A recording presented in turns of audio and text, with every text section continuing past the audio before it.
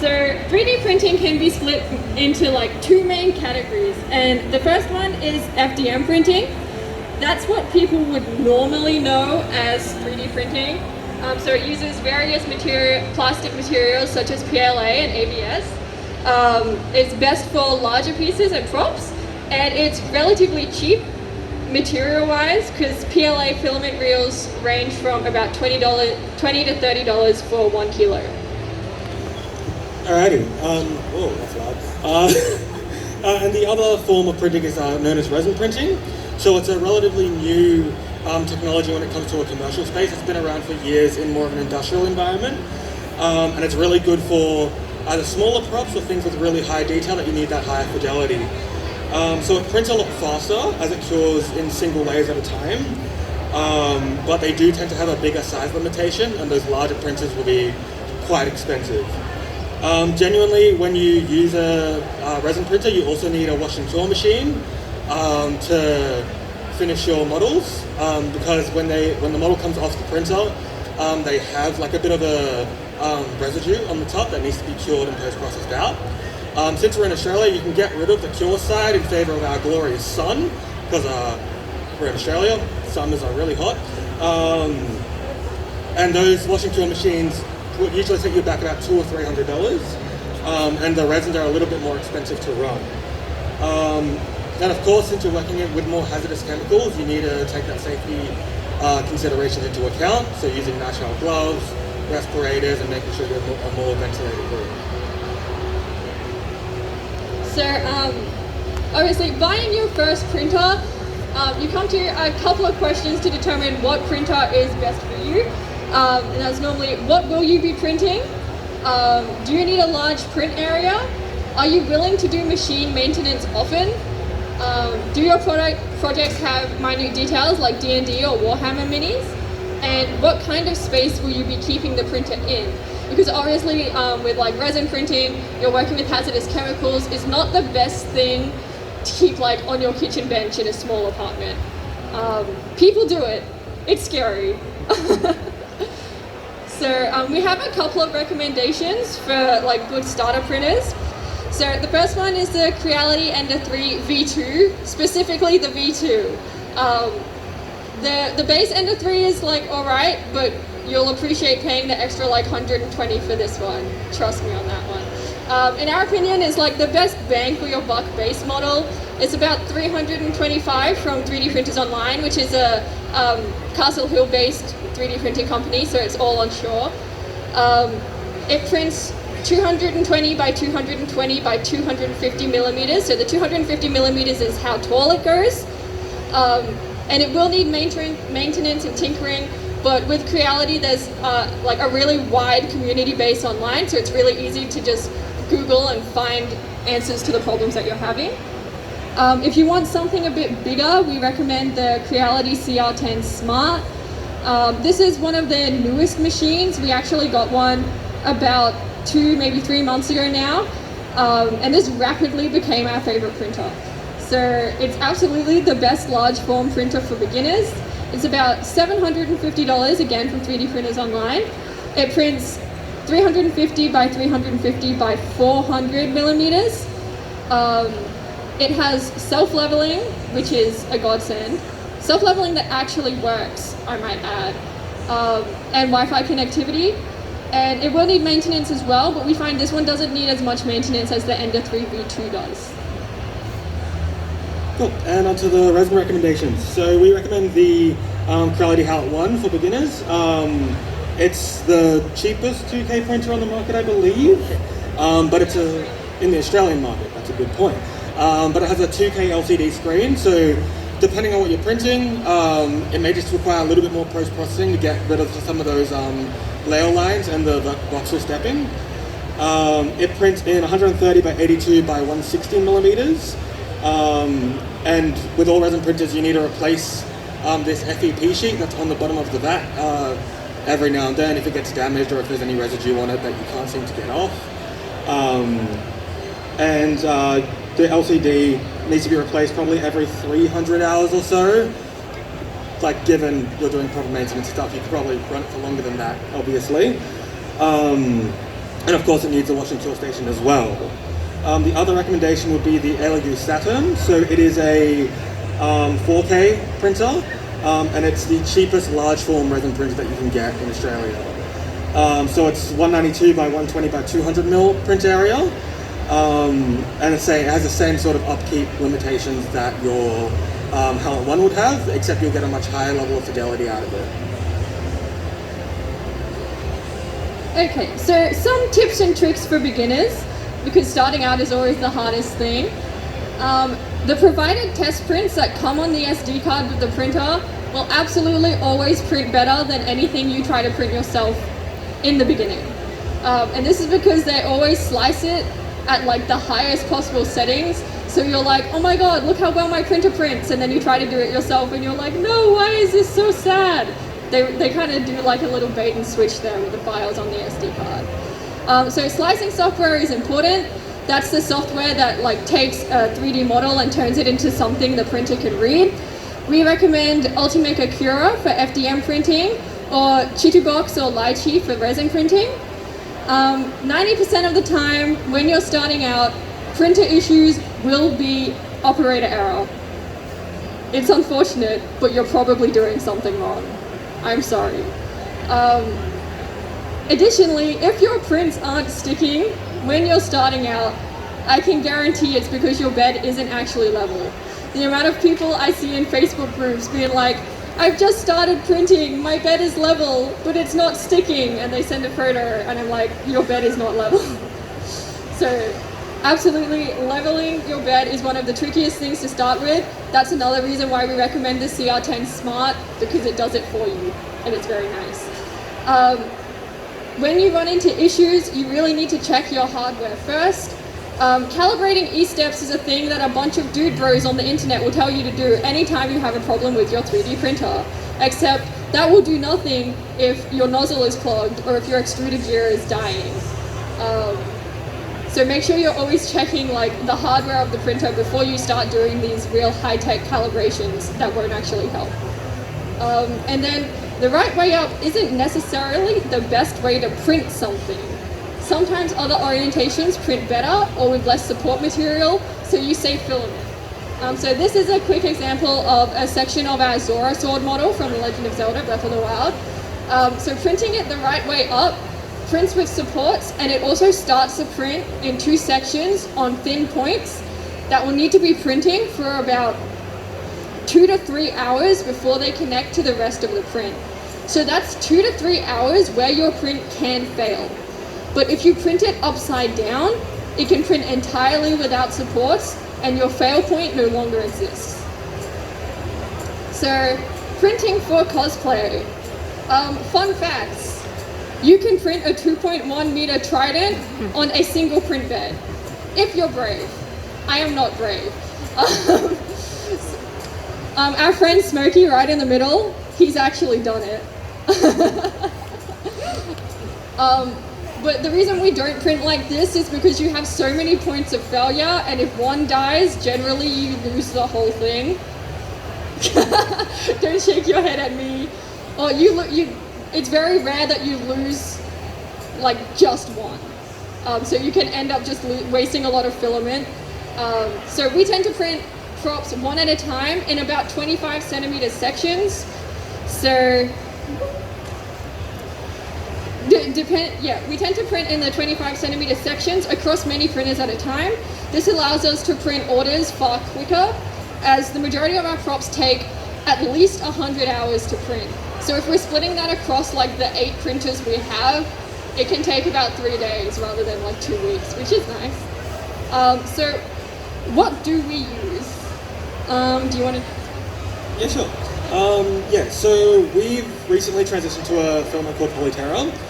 So it's more environmentally friendly, so it breaks down a little bit easier. All of their reels are on cardboard reels, and their boxes are all recyclable. And they plant a tree for every reel you buy, so that's very nice too. Very much saves the horror of wasting filament. And it's quite sturdy still, and basically just as strong as PLA. Still wouldn't probably do it for more industrial things like gears and stuff. that are going to be running a lot because you'll run into a bit more wear and tear with them because it's a little bit like less processed, so it can break down easier. And for our print settings on Cura, we use the dynamic quality dropped down to a 0.12 layer height with cubic infill and tree supports with the infill about 10 to 25%. Tree supports are the best, thank you. You're the first person I've heard say that. Yeah, they're so much better. And only Cura does them for some reason, and Flashbook, but they're not as good there. Yeah, and so we find the best results when printing props at least, using a brim for adhesion, just because it gives your supports a little bit extra structure as well. And it allows us to do live bed leveling. So either with the cogwheels on the bottom or using a thing called baby stepping, which is the thing you can do in the settings that lowers your nozzle for your first layer. But a few of our props, like our accessory kits and stuff, work a lot better on rafts over prints. So 3D modeling for cosplay. The first thing you need to consider is the actual size of your printer. So if you have like the Ender 3 V2, it prints 25 centimeters high. Don't model your sections to be exactly 25 centimeters high. It cannot print 25 centimeters high. It can print like 24.9. So make sure you're never modeling to the exact size of your print bed because it won't work, unfortunately.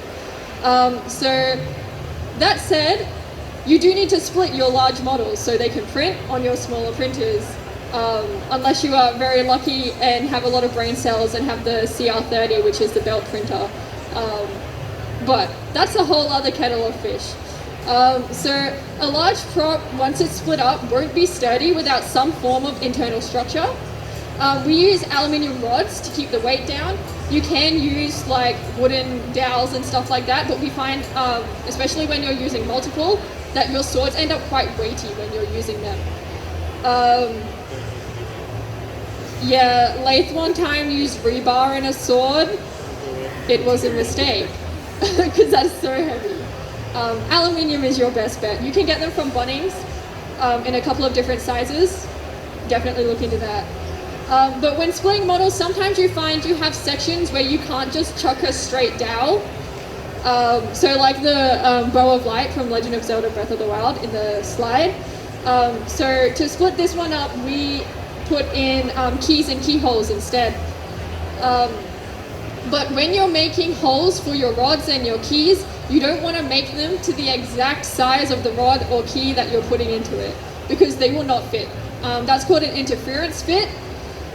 So ideally you want to be making the whole section in your models about 0.3 millimeters bigger than your actual key. And this makes like an easy but tight fit. You will still need to glue them together. For keyholes and things like that, we recommend using like expanding glue, because that just fills in that 0.3 gap really well. And yeah, try to make sure your model always has a secure flat surface to print on. So many models are like really round and they can print, but you'll always have a bunch more post-processing to do. So try and split them in ways so you can always print on the flat, and you'll just have a way easier time down the line. So different modeling softwares you can use. We personally use Fusion 360. There is a free hobbyist license hidden quite deep in their website if you go looking. Alternatively, they do free student licenses for some universities and stuff. And then it's approximately $600 a year for a normal license. So that's what we have to get for our commercial use. They do have a lot of sales where it's about 30% off. So if you do want to buy it, jump on that 100%. There is Blender, which is a bit trickier to use. My brain doesn't function with Blender, so that's why I work with Fusion. But people who are good at Blender are ridiculously good at Blender. And that one's free, so that's a great one to look into as well. And there's also ZBrush, which is paid, but it has both a subscription service and a one-time fee. So, finishing props for cosplay. So there tends to be a couple different stages in when you're finishing your props. Obviously because they come off in sections. So the first one is sanding. you're gonna suffer and you're not gonna have fun, but you've got to do it anyway. So we tend to start at 80 grit and 120 grit, and then we go up through 400 and 600 grit. You can go higher, but by the time you've primed and painted it, you've lost the 1200 grit finish anyway, because the paint will just mess that up. So it's so tempting to get it really smooth and nice before you paint it, but painting will just undo half your work anyway. So only go to the 600 and save your risks. We found this out the hard way, if you couldn't tell. If you're working with resin prints though, you will want to go much higher in your grits, and you can get like specialized, like really high grit polishing sandpapers or like sand cushions as well to look into if you're doing resin. For adhesives, PLA is really easy to glue together. It glues together with super glue or 2-part epoxy.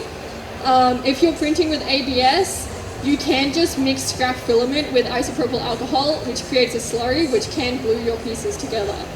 So if you want to get up and show off the Trident, it's in 2 pieces, remember, it's wobbly. So this one's pretty much just off the printer. I say just, but it was like months ago. It's had some like preliminary sanding and it's just glued together and splits apart in 2 pieces. So, wow. This is kind of like your first stage of building. Generally, we don't make props in like, we do a bit more sanding before we glue it all together. That's why this one has kind of been abandoned, because now a lot of parts are tricky to sand. Now it's all in one piece. So we've learned from that. So finishing 3D prints with filler, you'll start with, not that one, not quite. Yeah, but you have your gap filler first for all your seams. So we tend to use Selly's Spac filler, which is the one in like the little blue tubs. We've got this really good one that's pink and then dries white, so you know when it's actually dry. Because if your filler isn't dry, that's when you get cracks down the line. So we like this one because we can tell. Then there are some alternatives like Seeker's Course surface filler, both of them from Bunnings Warehouse, but I'd recommend Selly's more. Filler primers are really great for just smoothing off those layer lines that you couldn't get out with sanding. So our favorite is Omega's High Build Primer from Repco, but we also used to use SCA's primer filler from Super Cheap Auto as well, which is really great. That's this one. You can hold it up now. Good job. There are some like 3D printing specialty like fillers, and these are Ecstasy 3D, which is like a kind of brush-on resin coating, or Incredifill from Monocure 3D, which is like a paste that you have to spot cure with a UV torch.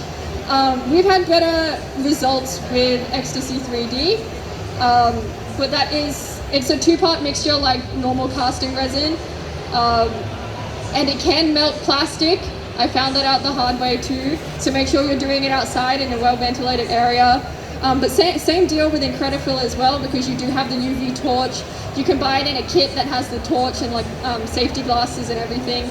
So make sure when you're using those two, because they are resin-based, that you're using like the necessary safety precautions to use them. But we have found that we have better results not using these ones and just using the gap filler and the filler primers. This is your department. It is.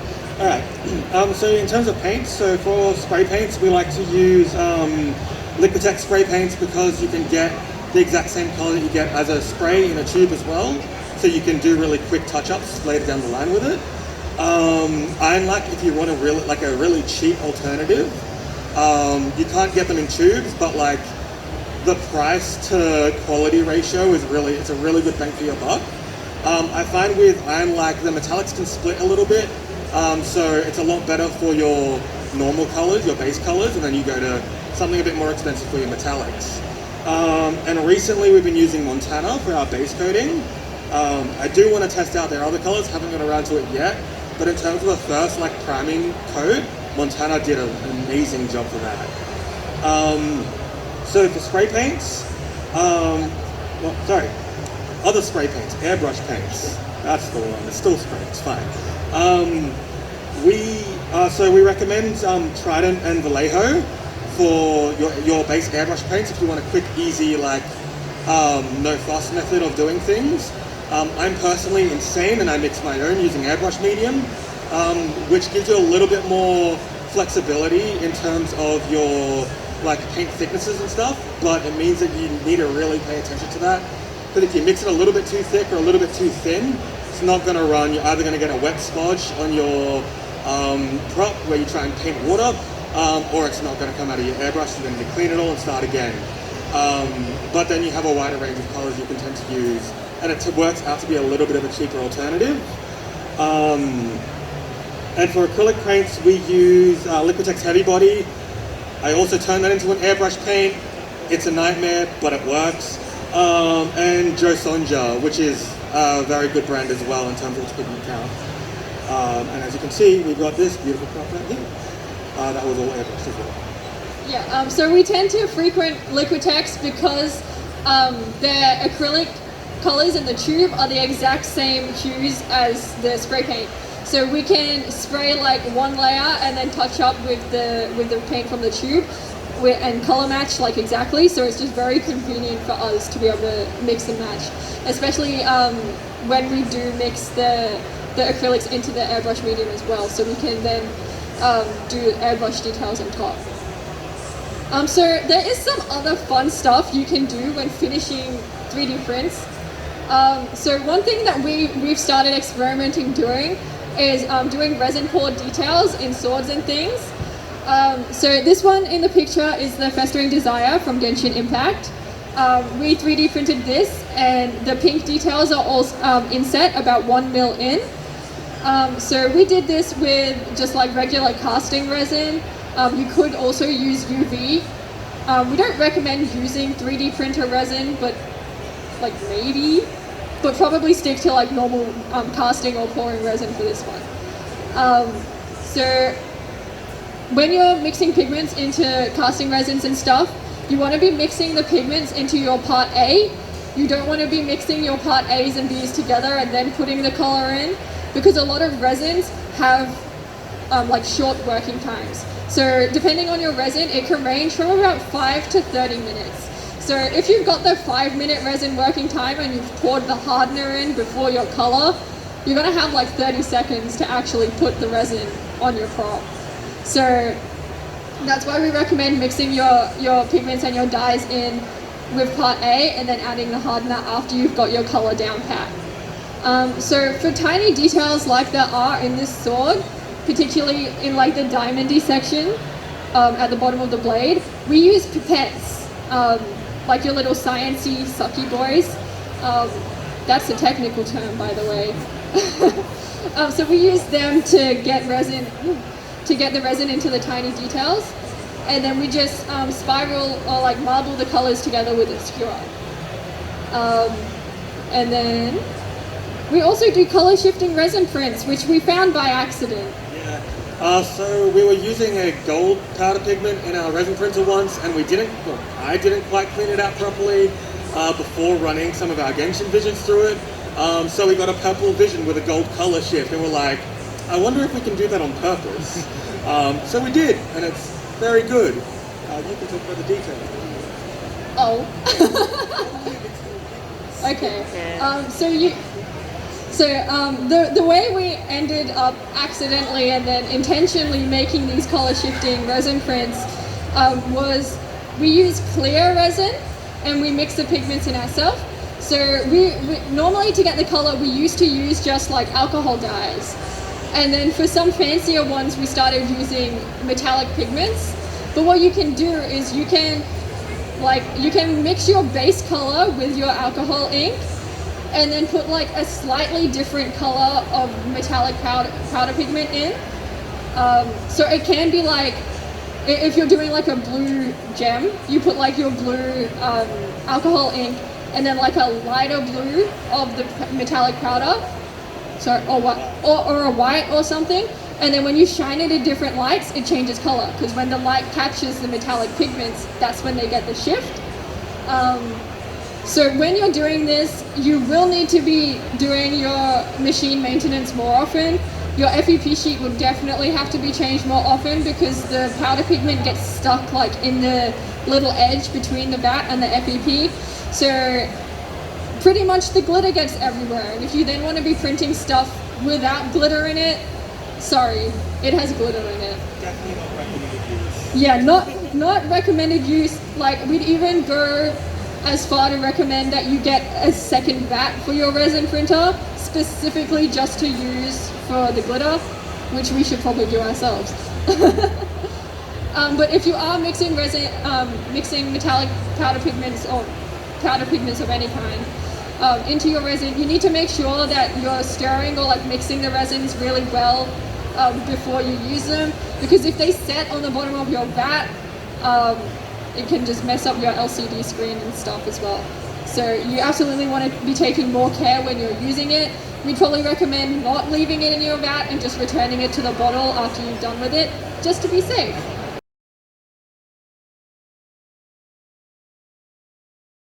Lines or edge loops that are incorrect. Has that ever been a problem for you? So I don't really like printing models that I don't make myself because I'm very particular in that way. Yeah, so I tend to specifically model props to have seams where seams already are in the design. So obviously aside from like your sword blades and stuff, like this whole Shira sword, whoop, the whole blade just slides out. So we didn't have to chop like the gold sections here or anything. So that seems completely hidden. And a lot of our props are modeled like that, just because it's way easier to finish. There's no like finicky sanding around that area. Like obviously, because I model things myself, we do tend to have times where we have to go back and like change the model. If I just flip all the way back through, this one. So the Trident model here, this one's actually split different to how we currently split it. If you look at the head, so if you look at here how it's sliced, we now have like the little crown section at the bottom of the head, and we have the moons separated off, because as we were printing we found that these were really awkward sections, and this was where we had a lot of our failures. And the crown section was more because it was so difficult to sand and difficult to paint around that area that eventually after printing like 5 of these we were like, nah, no more. So we just went back into the model and removed them, and now they're way easier to finish and way easier to print. So so before you're talking about the edge loops and stuff, yeah? So we're using Blender for your modeling? Or? Okay, nice. So, yeah. Yeah, it's a very, very similar concept. So yeah, if you have more edge loops in it, generally if it's not gonna alter your mesh at all, it shouldn't come up in the print. But if basically anything you see in your editor that's altered the mesh in some way will come out in your print. So when someone models something, let's say in Blender for example, you know how it defaults to more of a low poly look, and you need to like manually increase those vertices. If it looks low poly in your slicer, no matter how many times you do subsurface scattering or whatever, I'm pretty sure it will still come out low poly because that's more just for rendering rather than like baked into your model. So yeah, I hope that answers the question about that. Yeah.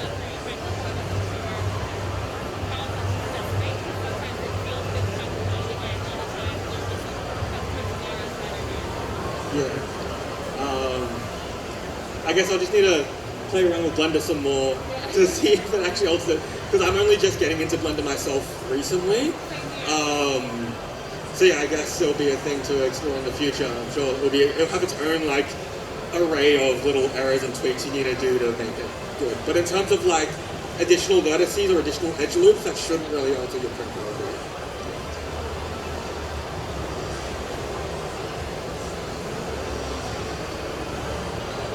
okay, I think we're all good.